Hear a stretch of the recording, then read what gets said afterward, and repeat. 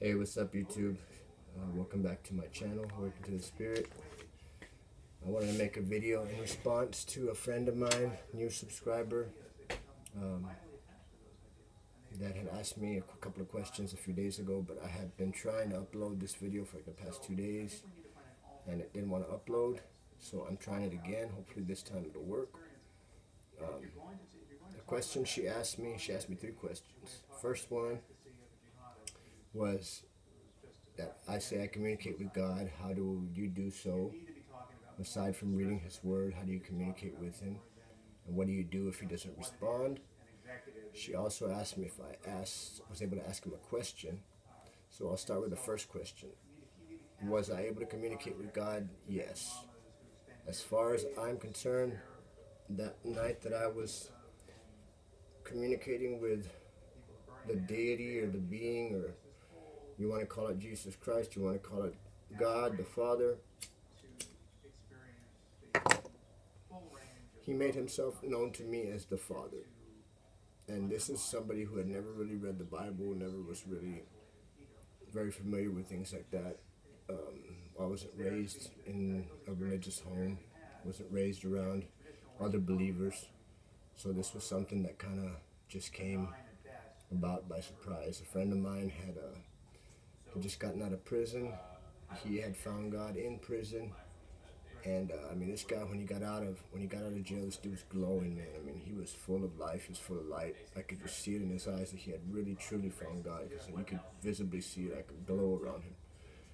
And I was going through some times, pretty tough times at that particular moment. And he asked me if he could pray for me. So I said, sure, man. What's it gonna hurt? So he put his hand on my shoulder. He said a prayer. And that was that. I walked home, because I lived down the street from him. And I didn't think anything of it. And about 5 minutes later, when I got home, I started just crying my eyes out. I was literally on my knees crying, just bawling, like a baby. And I guess he knew it was going to happen, because he called me. And the phone rang about 2 minutes later. He's like, so how you feel? And I was sobbing. I was like, dude, what did you do to me, man? What happened? And he said, that's the Holy Spirit. That's the Spirit that just entered you. He was that confident that he was able to impart that Spirit into me.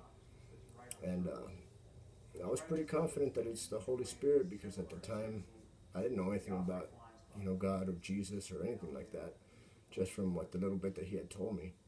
But the Spirit gave me this feeling of peace that I just had never felt before. Just a feeling of peace, and I can't explain it, the feeling that I felt. So that later that night, I started actually reading the Bible, and for the first time in my life that I had actually read that book, it actually not just made sense, but it was as if the words in the book were popping out the page. They came to life, like that book was alive. And to this day, I've never felt anything like that. That was like so crazy. I mean, it was a supernatural experience. It's the closest way I can describe it. It was completely supernatural.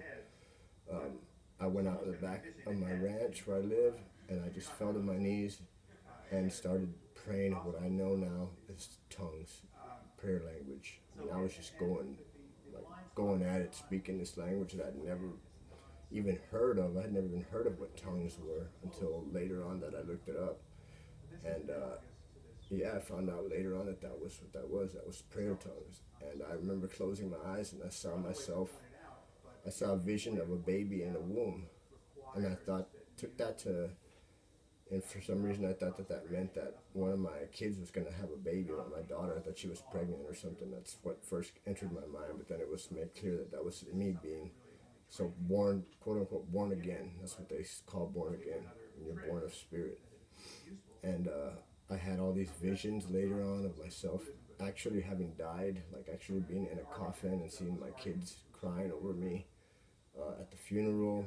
So guys, I think honestly, when you're born again, I think that maybe you possibly do really die, because we're living in a multiverse.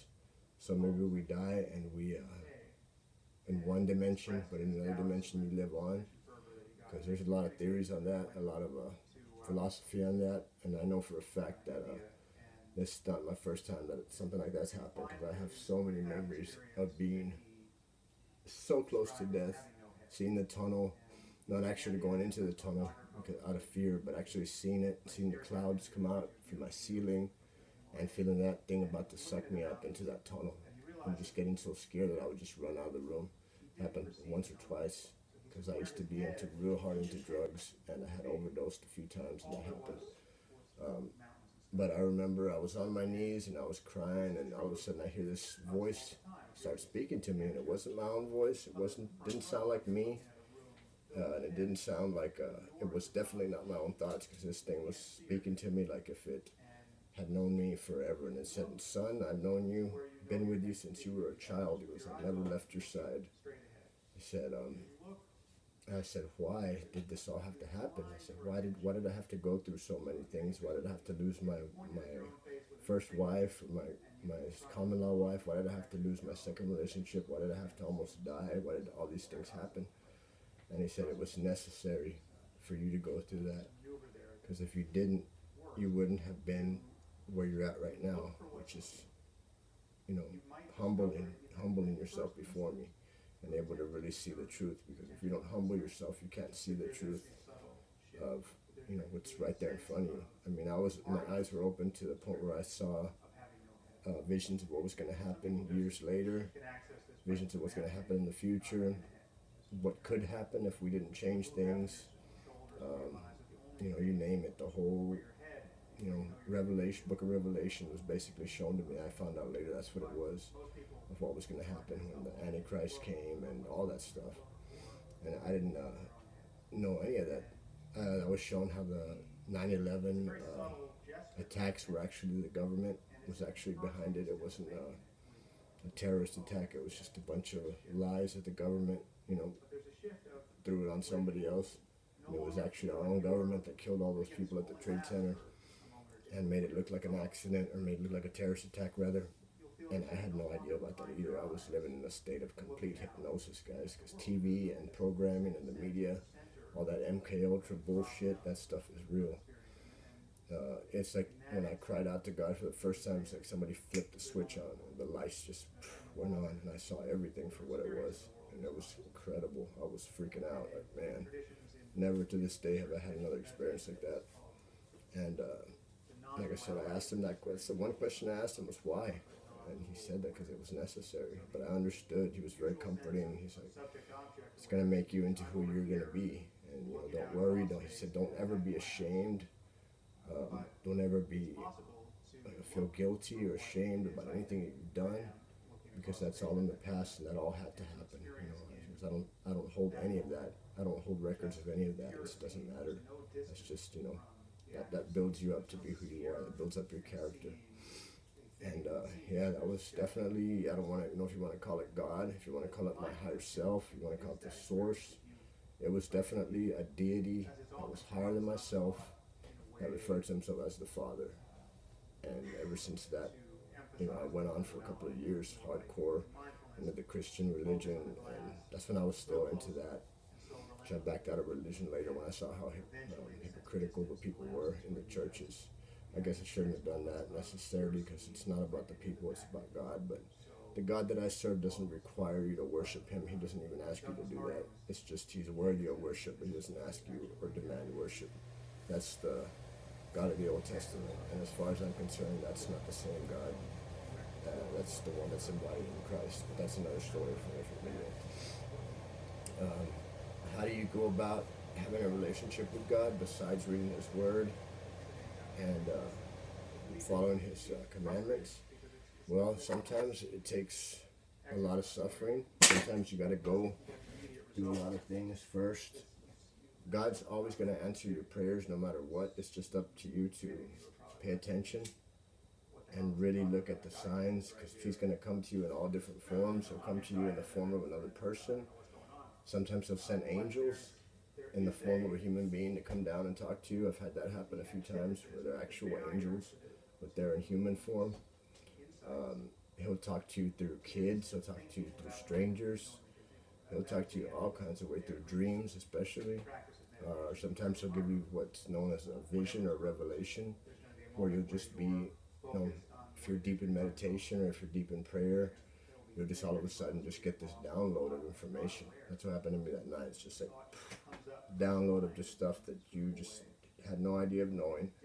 Just all of a sudden just comes to you, and it's just, I can't describe it any other better way than that as a download, because it's like so much information all at one time. It happens instantly, and you just know things that you have no idea of knowing. And he's always going to answer your questions. The first time you ever say, God, I need you to come help me out, or you say, Jesus, come into my heart, he's really going to come in there. You might not necessarily realize it at the time, but he will definitely come, and he'll start working you over pretty quick, because that's when things are going to start getting rough for you. Things are going to start happening. These people that are out there preaching that it's going to be all, roses and sunshine when you accept God, they don't know what they're talking about, because that's prosperity, and that's not going to happen. You're going to be persecuted. You're going to be made fun of. You're going to be ridiculed. People are going to come after you. You're going to have demonic attacks. You're going to have all kinds of things happening when you accept God into your life, truly. It's not going to be easy, guys. It's going to be hard, but it's worth it in the end, because he will sustain you, and he'll give you that sense of peace. And then later on, you'll start developing the spiritual gifts that you have, that he has available for you, like the psychic gifts, the telekinetic things, the healing hands. All those are part of gifts of God. I used to think they'd make everything in the church sound evil. So you're not supposed to meditate because that's evil, or you're not supposed to have psychic powers because that's evil. They're going to tell you everything like that in the church, that everything that's good is evil, and all the stuff that's really bad is not. They try to keep you into a little box, keep you locked up in a box, so that you just stay there waiting for Jesus to come rescue you. And when in reality, Jesus is the template, the path to where you're supposed to go to get to the Father, because he is the visible image of the invisible God. So you go follow his teachings, follow what he asks you to do, and you'll become like him, and he will become like you, and you'll become one. And in doing so, that's what saves you. It's not him that comes down from the sky, swoops down and saves you. You have to bring out from yourself what's already in there. He says in the Gnostic text, it's what you don't bring out of yourself will destroy you, and what you bring out will save you. And that's very true, because you have to bring it out from within. And as far as, you should also ask if you can request spiritual gifts. As far as I know, you can request them all you want. But as far as getting them, I don't think it's going to happen that way. Usually, as far as I'm concerned, once you do get born again for the first time, you automatically get the gift of the Holy Spirit, of course. That's the Spirit of God that comes in to dwell inside your heart. And usually you'll start speaking in tongues right away. That's your prayer language. That's used to edify the spirit and get your spirit, basically it's like a recharging for your spirit, I guess, because your soul starts praying for you. If you don't know what to pray, you'll just start praying. Your mouth will just start going, and you'll start speaking this language that doesn't sound human. It's like something, I can't describe it. It sounds like a mix between like Hebrew and Aramaic and like something else. It's just, don't fall for these people on TV, guys, that are with their ba ba ba ba ba ba. That's not how tongues don't sound like that. If you hear people speaking like that, that is not prayer tongues. That's just babbling. Tongue sounds like an actual language, and it actually has words that repeat themselves, and they actually, sometimes you'll get the gift of interpretation, and you'll be able to know what you're actually saying. But for the most part, I pray in tongues in like 2 or 3 different ways, and there's different forms. They're all angelic tongues, angelic language, and it's just for you to pray directly to God. And that's the best way to pray, because that's the purest form of prayer that I know of. You'll start praying and you'll be crying your eyes out. You won't even understand what you're saying, but your spirit knows, and you just weep and weep for however long you're praying. Sometimes you'll break off into singing. You'll be singing in this language, and it's crazy, man. But yeah, you can't necessarily request spiritual gifts. I suppose you could ask. I have asked for the gift of discernment of tongues before, and that was the one time that I was actually able to understand what I was saying. So I guess you can ask. It's not going to hurt you. He's not going to hold it against you or anything like that. But it doesn't necessarily mean you're going to get the gifts that you ask for. But yeah, God speaks to you and speaks to me in so many different ways. We had asked also, how does He speak to you? He'll speak to you through people and visions, dreams, through prayer, through meditation, through signs, like literally through signs. You'll be driving through town, you'll see a sign on the side of the road, it'll sort of say something. If you've ever seen that movie Constantine with Keanu Reeves, that's like the closest movie that I've ever seen to how things really are. No joke, that's really how things are in that movie. It's pretty close. The demons versus angels, the half-breeds, all that. That stuff's based on somebody who knew what they were talking about, because I saw that and I was like, wow, that's pretty damn freaky. It gave me chills. And Keanu Reeves ain't a very good actor, but just the whole storyline in the movie, was pretty close. Because that's what it really is. We're in a war, guys. It's spiritual warfare. Angels and demons. Your best friend out there could be a demon. Your neighbor, and even some of your family members. This world is not what we think it is. And we've been led to believe that it's something where magic doesn't exist, where it's all physical and this and that, and it's completely backwards. If you've ever seen that movie show Stranger Things on Netflix, where they're living in the upside down, that's what it is. We're in the upside down. And this is basically, everything is backwards. But the people that look like they're good, the squeaky clean people that try to say that they're Christians, that are following the Lord, serving the Lord, are really usually backwards. And the ones that look like, you would least expect to be, the ones that are really serving God are the ones that are going to be the biggest hearted people. Because God only looks at your heart. He doesn't look at what you're wearing. He doesn't care if you're wearing a tie or a suit to church. He doesn't care if you even go to church, because it's not about going to church. It's about being the church. People are sadly mistaken into thinking that you go to church on Sunday, which isn't even the Sabbath day. It's actually a Saturday. If you're breaking the rules right there, right off the bat, and they're just judging everybody else, saying that Christianity is the only right religion and everybody else is wrong. And, it's just pure judgment. There's no judgment with God. It's only us that judges ourselves. We're just here to learn and experience. Some of us here for different reasons. Some of us are here to be light workers. Some of us are here to be healers. Different mediums. There's different types of things that God wants you here for. As for me, I've been given the gift of healing, and I'm in the process of remembering how to do that, energy healing. Some people call it Reiki healing or faith healing. There's different kinds. You can just lay hands and just, in the name of Jesus, heal them like that. Or sometimes you have to do the energy healing, because it's moving around different types of energy in the body. It just depends what that person requires or what they prefer. With both of them forms work. Let's see, what other questions did she ask? I think that was about it. Just if you don't hear back from God, you just need to listen. Just be patient, listen, still your mind. Try getting into meditation. Try getting somewhere quiet and just sincerely humbling yourself. That's the biggest part. Hearing God is humbling yourself. If you don't humble yourself, you'll never hear Him. Because pride is the thing that'll hold people back the most. You have to really, really be willing to humble yourself in order to hear that voice. And it's it's your higher self. It's God. We're all one. God, the source. Everything's energy. We're all one with that same source, energy. Everybody's just one consciousness living out in different bodies, just individually.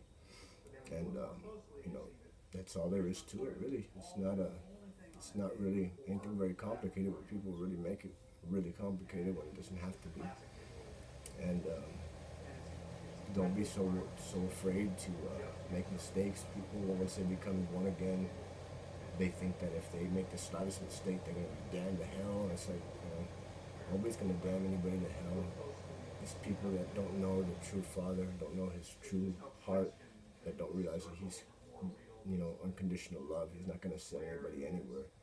It's lack of knowledge that gets people sent to places like that, because they make that up in their own mind. And then they send themselves there because they're afraid when they pass away. They're afraid to go into that light and they stay stuck. Or they send themselves to a place that they call hell. which is outer darkness, but basically, all you got to do is just know that you're forgiven, that God's got your back.